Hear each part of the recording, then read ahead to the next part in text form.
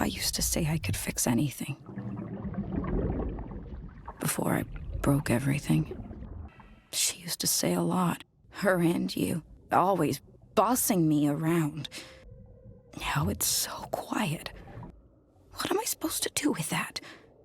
When you look at Jinx, people pleaser probably isn't the first thing that you picture. Rebellious, chaotic, sassy, messy. That's the carefully crafted image of Jinx. It's her whole character, and yet it's all in her name. A Jinx is described as a person or thing who brings bad luck. It's a label that Milo first assigned to her, but it's a personality she took on for herself. So what do Jinx and people pleasers have in common? They care a lot about whether other people like them, and they always want others to approve of their actions. They don't see themselves as the hero. They're not worthy. They're the problem. That's why they're hardwired to conform, to get approval. And when that approval doesn't come, when they make matters worse, it turns them into the worst of people pleasers. So let's take a look at 3 ways Jinx embodies the most complex of people pleasers, and then let's discuss 3 steps we could take right now to end that cycle. So stay tuned till the end if you see yourself in any of these tendencies.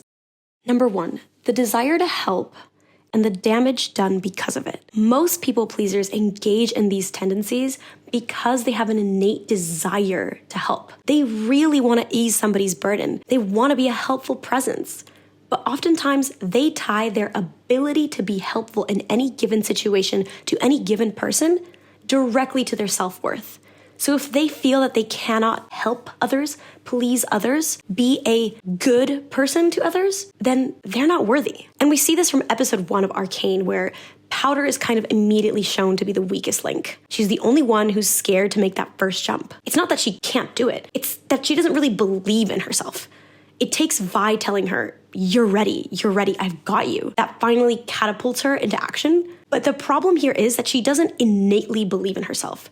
Yes, she's following Vi's words and clinging on to them, but then she directly wants to be a help to Vi all the more so that she can continuously prove to herself and to Vi that she is ready. What she hyperfixates on is what Milo says. Every time she comes, something goes wrong. She jinxes every job. She's the one who made the mistake. She's the one who lost the hall. She's the one who doesn't live up to her sister's image. Milo says that Vi was twice the person at half her age. And that sets an expectation for Powder. We as human beings, we're born into this world with absolutely no worldview. But as we slowly grow up, we start to categorize things in our brains. And from a very young age, we kind of set expectations for ourselves. So when Powder kind of associates Vi, her older sister, as this role model that she has to live up to, and sees that she's not living up to that, it creates a hole inside her. She wants to help. She wants to be ready. She needs to be ready. She needs to be that person. And that kind of leads into the whole arc of where first Vi was believing in her, telling her, you're ready. And over the course of the arc, Vi obviously learns that there are worse things than a couple of enforcers after you. There are worse things than a broken bone from a fall off of a building. And she suddenly doesn't want to lose her sister. Rightfully so. But because of that, it causes her to tell Powder, you're not ready. It's a complete contradiction to what she told her just 2 episodes ago. And that kind of wording can really, really impact somebody.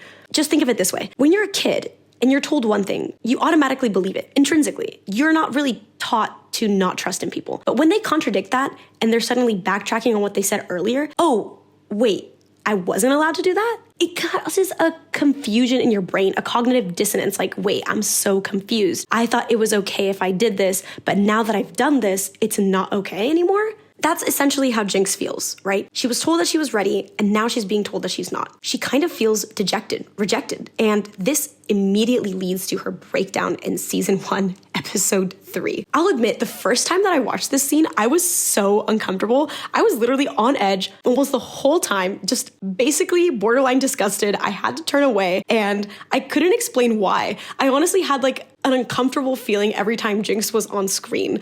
And so it kind of confused me how much everyone loved her, because it's not like I didn't like her, but I genuinely found myself like jittery whenever she was on my screen. And it didn't take or it didn't register that the reason I felt that way was because I was seeing so much of myself in her until I rewatched Arcane years later. And I realized I was disgusted because that's me. I've had a breakdown like that multiple times in my life. It's a moment where the mind is just fractured. And I wholeheartedly understand that. I mean, I remember my mom kind of associating me with two different personalities. She used to say that I had the personality that I put on for school, which was the good girl, and the personality that I put on at home, which was the rebellious, couldn't do anything right girl. And in my head, I was so confused by that because what? I was being the same person at school and at home, but the difference was at home, my parents were very, very, very strict on me. And it almost felt like I couldn't do anything right. If I did something the way that they wanted, I was chastised for it. But if I didn't do something, I was also chastised for it. And it kind of created a very problematic cycle for me, to be honest with you.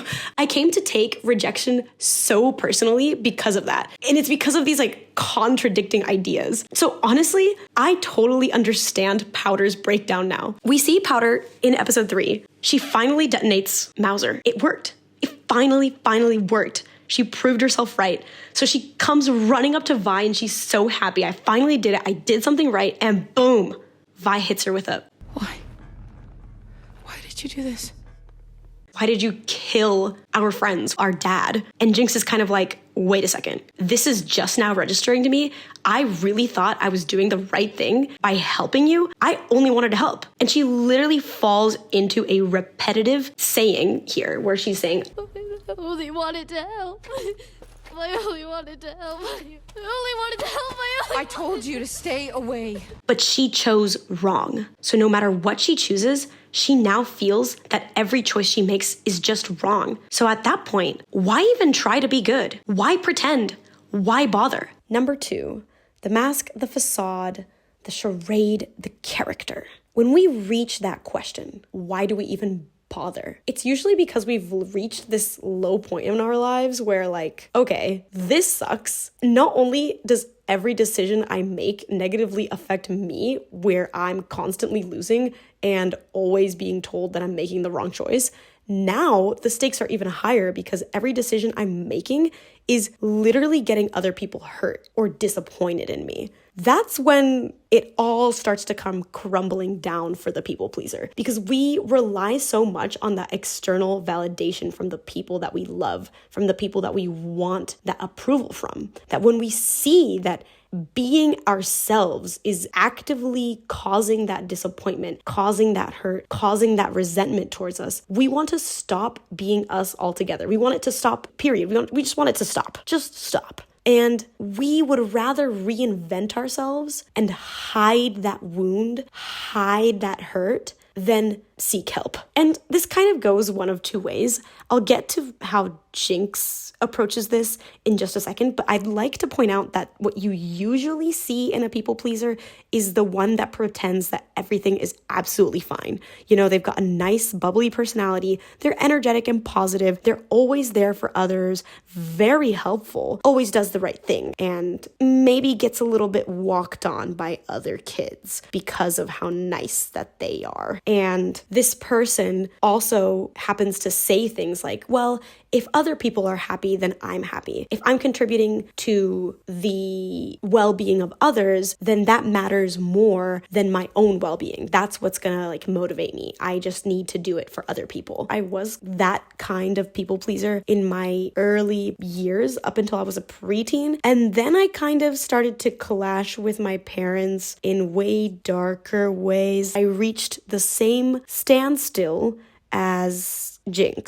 Powder. And I could either pretend that everything was fine, or I could enter my edgy, rebellious phase where I just become the monster, you know? You really believe that's who you are. And I'd like to point out that on Arcane's season 1 soundtrack, they have the song What Could Have Been, which is a masterpiece, by the way. And it plays in the last episode, the last scene where she burns the bridges with Vi. But the lyrics in it definitely start to apply from the first arc, from episode 3, where she kind of loses her sense of self and decides to become Jinx. It goes like this. I am the monster you created.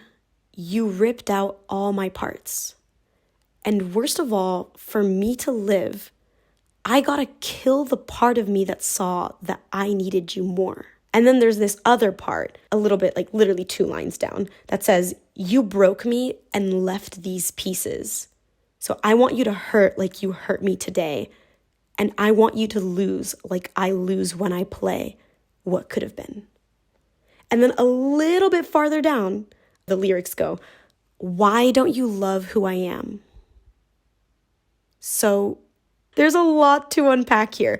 First of all, again, there's this idea of becoming someone else, becoming this monster, adopting the personality of Jinx. And there's this section of like, okay, for me to live, I have to kill this part of me. I have to take away, rip out this weakness that is my reliance on you. You know, like I have sought your approval and I ended up disappointing you in the worst way possible. So I need to kill that part of me because I can't live with the shame and the guilt. Leading into, you broke me and left these pieces. So what do you do with those pieces? You just create something new, something sinister, really. Let's look at Jinx, She uses sarcasm as such a huge defense mechanism, and I think that's something that a lot of this generation does. We use self-deprecating humor, sarcasm, just like doomsday, terrible humor, dark humor, to kind of deal with our lives and pretend that we're too cool to care, or at least give off this energy of, yeah, anyways. So that's kind of what she does with her personality of Jinx. I mean, look at her. She's so carefree. She's pretending she's not listening. She's like jamming out as if she didn't just kill 7 enforcers. And that just gets to me because that's the definition of the emo phase when you're a preteen and you just like, you're trying to show the world the biggest middle finger possible, but on the inside, you are so broken, you're just screaming out, why don't you love who I am? Like, I can't even be myself. I'm just pretending to be this awful person. Jinx really struggles with that. Up until episode 9, she really kind of wants to go back to that version of herself, that powder version. If there's a part of her that can be saved, she believes that Jinx holds the key to that. She's giving Vi this choice. You can have powder back. You can redeem me. I can go back to being that innocent little girl if you just do this one thing and kill your new lover. Or, let me be the monster you created. Let me be Jinx. Let me fully embody that persona and just be the villain of the story. When Vi ultimately chooses not to choose, she's confused. She doesn't want to kill Caitlyn, but she also wants to keep her sister, and Silco gets involved, and Silco tries to kill Vi, and Jinx therefore kills Silco. Boom, she's made that decision for herself. I think in that moment where she kills her father figure for the second time, something really cracks, and she's like, oh crap, Jinx is who I am. And that kind of leads to the limiting belief that is Number 3, the self-made prison. You see, that's the interesting thing about the people-pleasing complex. You act like you don't care and you kind of create this persona, whether that persona be somebody really bubbly and helpful and altruistic, or somebody who's very rebellious and kind of like edgy and anti, And basically it turns this quote from Heimerdinger on its head. In season 1, episode 2, he says, imprisonment. What a curious principle. We confine the physical body, yet the mind is still free.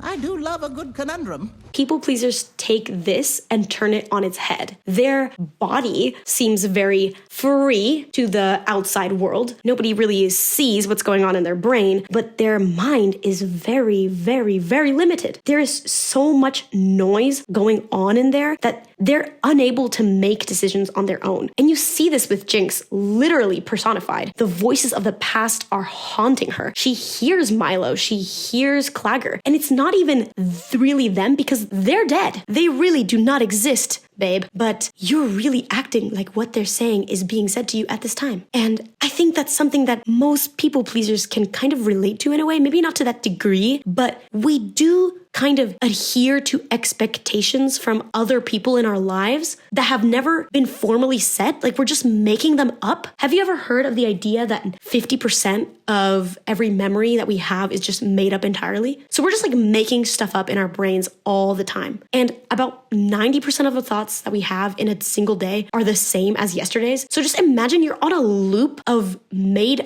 up beliefs, of made up expectations, and made up opinions that other people have of you that they have never actually stated. You're just making them up. Isn't that crazy? And to top it all off, not only is Jinx and most people pleasers on this planet haunted by the voices of the past, they are haunted by the voices of the people that they so desperately want to please in their world. So for Jinx/Powder, this is Vi. Vi was that figure that she wanted to please. She wanted approval from her sister. She wanted to be just as good as her sister. And as she got older and Vi was out of the picture, she had Silco. So she had these two voices that were kind of constantly at war with each other, and she had no idea what to do with it. She kills one and she burns the bridge with the other, and now there's silence. There was a point in time where it literally felt like I was warring with myself, my partner, and my mother. Like, my mother so desperately wanted me to follow a certain life path. She did not want me to, quote unquote, fall behind or be the generation that takes a step backwards in progress, or, she used to say a lot of things. She used to say a lot, as Jinx would say. And my partner, on the other hand, he never said things to me forcing me to make any decision. But in my head, I kind of pit these two sides of me against each other. I thought I was either on my mom's side or I was on my partner's side. And even though he wasn't forcing me to choose him, he started to feel the kind of aggression, but from me. He felt like I was putting expectations on him because he was like, wait, your mom isn't even like saying these things to me. So like, why do I feel like it's just coming from you? And one of the hardest realizations was that it was just coming from me because I was literally just making this up in my head. So at least in Jinx's case, Silco and Vi really did have a little rivalry against each other at that dinner table, okay? I was just making shit up. Anyways, when you lose those voices, when it finally becomes quiet, that silence is so hard to work with. You've never had it before in your life and you don't know what to do with it. Sitting with yourself is almost eerie. You have all this time to think, but you don't know what to think because you've spent most of your life thinking under the confines of what other people wanted or expected of you. Who am I? What do I stand for? What do I want in life? And who am I doing this for? That's literally Jinx when she is kind of being asked by Savika and Isha to step into this role of the hero, to kind of take back the Undercity and be a leader figure. She doesn't even know if she wants that. She doesn't even know what to do with that. So she goes to Silco's office and she tells him, Speak up now. Or I guess you're really gone. And there's no reason to stay here anymore. She's lost all faith in herself and she's very blunt about it. She's like, yeah, I'm the villain. Like, I blew up the city. I destroyed the relationship with my sister. I killed my father figure twice now. And yeah, if you want me to fuck up your life, go ahead and give me a call. Whether I'm pulling the pin or not, everyone who gets close to me dies. That's truly what she believes about herself. It's this self-image. So when she's asked to be a hero, she thinks, me? A hero? How screwed up is this place? She can't wrap her mind around this even being a possibility. It's a limiting belief that she has. And this kind of comes to fruition throughout the rest of her arc. In arc 2 of season 2, we see Jinx develop this relationship with Isha, and suddenly she has something to lose again. She wants to protect a relationship. But how strong is that relationship? It's built on trust and genuinely sisterly love. I do think that it's a strong relationship, but I don't necessarily think she views it as strong because, again, she's got this huge abandonment wound. She doesn't want to mess that up. She literally says, I got something going now, and I don't want to mess it up. This is a fundamental core aspect of a people pleaser. We all have a huge abandonment wound. Like, let's look back at season 1. Why did you leave me? Yeah, We literally feel like the most important people in our lives leave us when they realize that we are not good enough. And it starts to govern our lives and our relationships. We kind of self-sabotage our relationships because we anticipate this happening. And we are so overprotective of every relationship we have, whether it be romantic or not. And it's because we don't believe that it stands on a solid foundation. So I'm not surprised that Jinx is kind of, okay, if I do this and I end up messing it up the way that I've messed up every other thing in my life, what is she going to think of me? Of course, in the end, she had to face a lot more than Isha's rejection. She had to face Isha dying to save her, which was the last thing she wanted. And it pushes her to a breaking point. She's done with it all. And this is when she hears Silco's voice in her head again. We build our own prisons. Bars forged of oaths, codes, commitments, walls of self-doubt and accepted limitation. We inhabit these cells, these identities, and call them us. Have you ever thought about how true that is? I mean, people pleaser or not, every person I know, including myself, has put themselves in a box. Not many people are genuinely free. And Silco says something very important here. He says, I think that the best thing that you can do is find the will to walk away, Walk away from all those voices that have governed you, all those expectations. Just completely remove yourself from everything. When I decided to separate myself from my partner, it was the hardest decision of my life because I know he's the person that I want to spend my life with. And I'm still very confident in that, but I knew that it was something that needed to happen. And literally like a week later, I had a huge falling out with my mom because she was having one of her moments where she was trying to convince me to do what she thought was right for me, best for me, essentially. And I cracked. I couldn't do it anymore. I needed to distance myself from these huge influences in my life and just get away. So I did. I stopped talking to both of them. And I was so alone. I'll be honest, it was really hard. But in those moments, I was able to unlock something within me. This power to not only forgive myself, but to forgive the people that were having this hold over me. Because what I hadn't realized up until that moment was how much resentment I had towards these people that I loved. I mean, I love my mom and I love my partner. Like, I love these people, but part of me hated them because of how they made me feel. They made me feel small. They made me feel confused. They made me feel like, oh, wait, you're telling me that I deserve better, but at the same time, you're telling me that I'm not good enough? I don't understand what is going on here. It's not about eliminating those that we deem our jailers. It's about finding the power to forgive. And I think that's why one of the steps I want to talk about today is forgiving. If you relate to Jinx in these people-pleasing tendencies, and you've found yourself in a cycle of self-harm, abuse, manipulation, or overall just dissatisfaction with your life because you don't feel free to make your own decisions, I'm going to share with you 3 different steps you can take right now, today, to become free. Number 1 is to forgive yourself and to forgive the people that have taken advantage of your people-pleasing tendencies. I recently came across this Hawaiian practice of ho'oponopono. I think I said that right. It was traditionally meant to restore good relationships between family members and also with their gods. So it just generates feelings of forgiveness, gratitude, empathy, all the good things that we want to feel as a free person. Once you're there, you're going to repeat 4 key phrases that are going to elevate these emotions inside of you. Number 1 being, I'm sorry.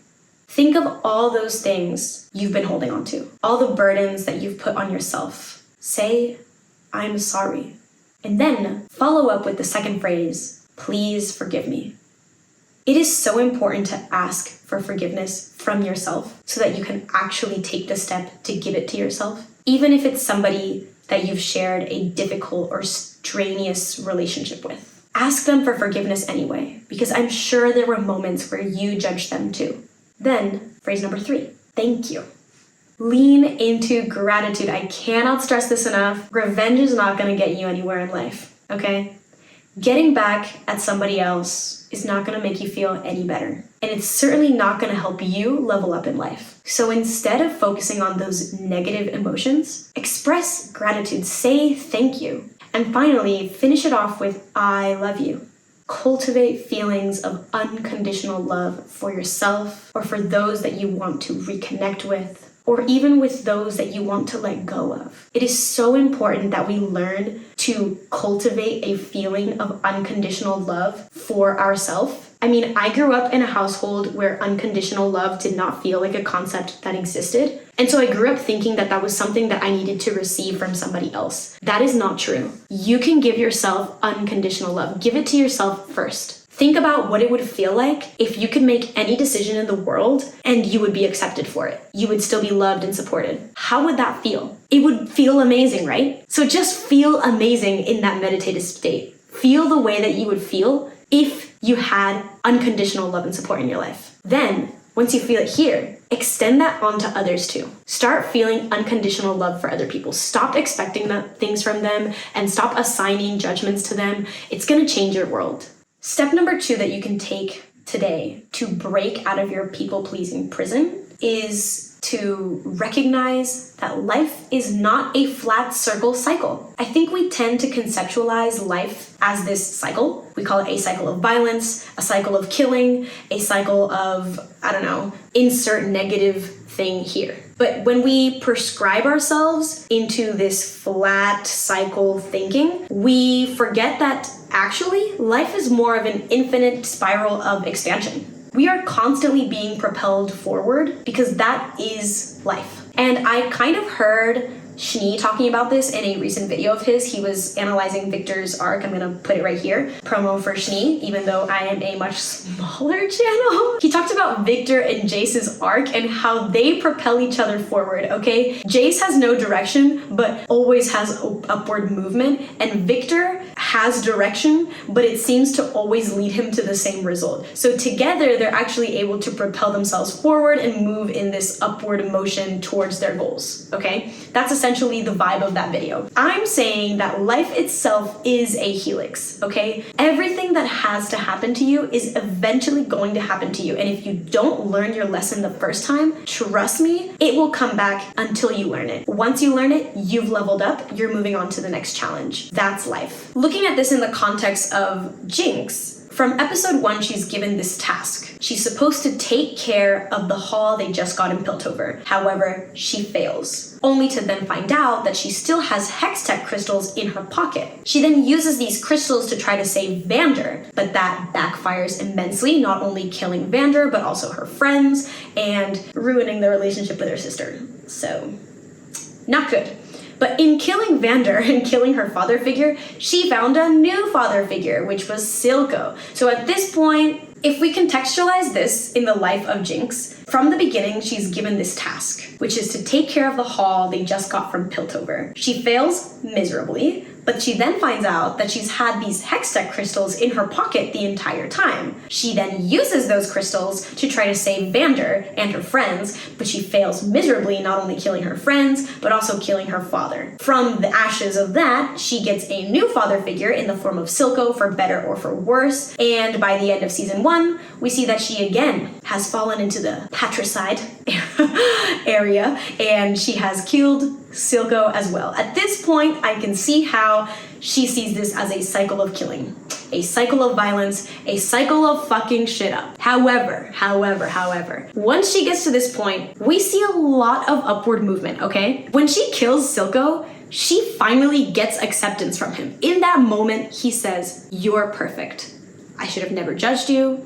I should have never forsaken you. I should have never tried to make you into something that you weren't, or tried to change you, or tried to push you. You're perfect as you are." At that same moment that she kills Silco, she also leaves the lanes with no control. And as everyone's fighting for territory, she kind of becomes the new icon, the new symbol of freedom, something that she never would have imagined for herself. And when she breaks everyone out of Stillwater Prison a couple of episodes later, she experiences validation at an unprecedented level. I'm never gonna be one to kind of encourage external validation as something to rely on to feel good, but I think when you've never felt any sort of validation, that external validation can go a long way. So not only has Silco accepted her, but she feels a sense of, oh, my actions can have a good overall effect. I mean, the same thing happens with Savika's arm. She directly causes Savika's arm to be obliterated in season 1, but by season 2, she's not only given her a new arm, she's upgraded that arm and kind of put her own twist to it, which is really cute to see. It's really fun. And, you know, in that moment where she killed Silco, back to killing Silco, she also fires upon the council and kind of destroys the relationship with her sister yet again. This could be seen as a cyclical moment, okay, where she and her sister have a clash. However, if you think about it like this, that isolating move directly leads into her re-exploring a sister relationship with Isha. She gains connection out of that isolation. At this point in time, we've seen Jinx go through so many character development moments that when she finds Vander as Warwick, she's now inspired to help him with a completely different approach than she had before. At this point in time, she's experienced heroism, she's experienced a sister connection, she's experienced validation for who she is, and she's ready to try to save Vander, this time alongside her real sister. Because if I didn't get it right the first time, maybe I'll get it right this time. That's a new mindset for her. She never used to have that mindset. And it almost works out, except Arcane hates happiness. So instead, that fails on a bigger scale, and she loses not only Vander, but Isha as well, which kind of leads her to her worst point in life, okay? At this point, I probably would want to give up. Jinx's response to everything crumbling down is to give up completely. She interprets her own words through Silco of walking away from the cycle as her needing to completely take herself out of existence. I promise you that is not the answer. When everything in your life gets bad, and I mean really bad, everything is bad, that is when the most potential exists for you to catapult yourself further, okay? And I'm not advertising for somebody to completely upturn their life, okay? I'm just saying this happened for me. When things are kind of bad, but not completely bad, there's a tendency to stagnate in your development because there's nothing really pushing you forward. But if you're kind of put in a position where there's no choice but to either change or continue living a miserable existence, or I guess there's the third option, but I will never encourage that option. And I'm really glad that Echo was there for Jinx.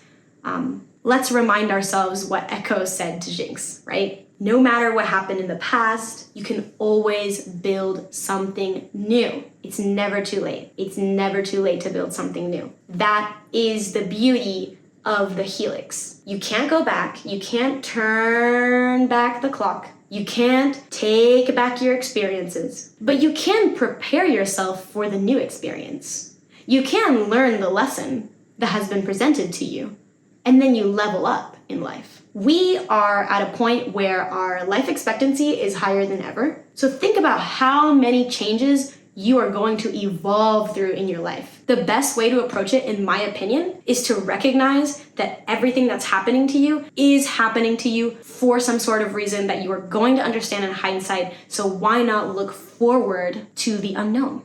The last step I want to share with you today to help you break free of your people-pleasing prison is so simple. It's so easy. You can do it today. Start today. And it's identifying your fears, becoming so conscious of them that they'll never go by unnoticed again. Think about this. Fear haunts us all. Child insert clip here. Fear triggers a stress response in the body. That stress response not only has our cortisol levels going up, but it puts us into a state of anxiety. So imagine if a moment in your life happens. You're put into that state of anxiety, but you replay that over and over in your head, never letting go of it. Now you're living in a perpetual state of anxiety. You're living in the past because that fear is creating your sense of being. It's conditioning your body to subconsciously become the mind. And now the entire state of being is in the past. It doesn't know the difference between a current experience or a past experience. It's just listening to the intel that your mind is giving it, right? So the body's believing that it's in this same past experience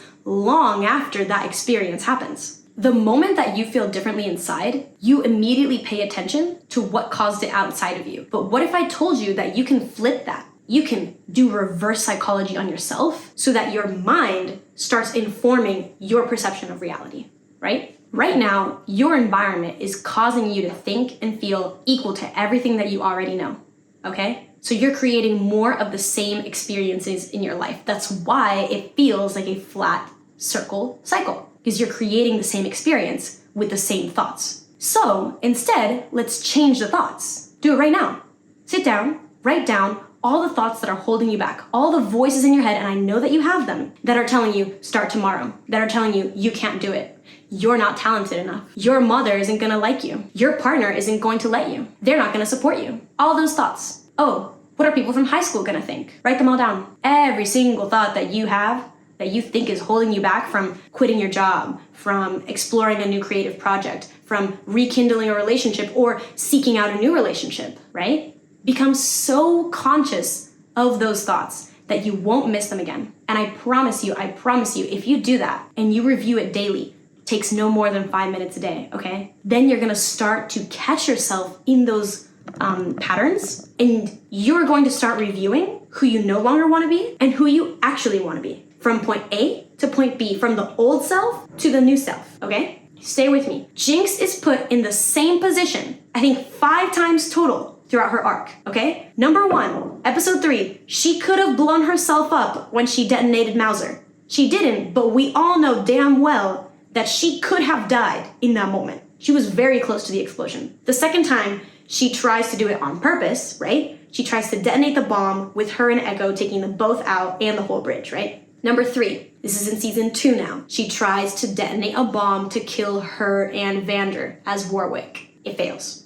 Number 4, this is her lowest point. At this point, she thinks this is the only answer. She's gonna detonate the bomb and you know what? Technically, this would add another 5 times, but she doesn't know that. She doesn't know that. Only Echo and you and I know that, so that's only the 4th instance. And in the last episode, she's put into the same position. Up until now, what has she done? She's made the exact same choice because they've been fueled by the exact same thoughts and they've created the exact same experiences again and again and again in her cycle, right? This time, she chooses differently. She still detonates the bomb, but at the very last second, she chooses life. And she escapes. Who is the new Jinx? Time will tell. Riot, please give us an announcement. Let us know. But what I can say is that she's taken the choice of stepping into the unknown. And trust me, it's gonna feel uncomfortable. It's gonna feel weird because the hardest part of all this is not making the same choice that you did the day before. But if you're becoming conscious that life is a helix and you're constantly being put forward, if you become conscious of all the thoughts that are holding you back, and if you're able to forgive yourself and forgive the people who have kept you in these people-pleasing tendencies, you can finally let go. You can finally take that first step. You can start crossing that river from your old self to your new self. So I encourage you to start reviewing who you don't want to be and who do you want to be. Who are you? Let's explore together. That's all. Thank you for today's video. It was really fun creating this. I think I want to do this kind of content, but let me know if you like it, because if it's not really vibing with anybody, then there's no point of me putting it out there. I just really, really like this kind of blend of self-development and psychology. So yeah, leave a comment, leave a like, subscribe, and I'll see you in the next one.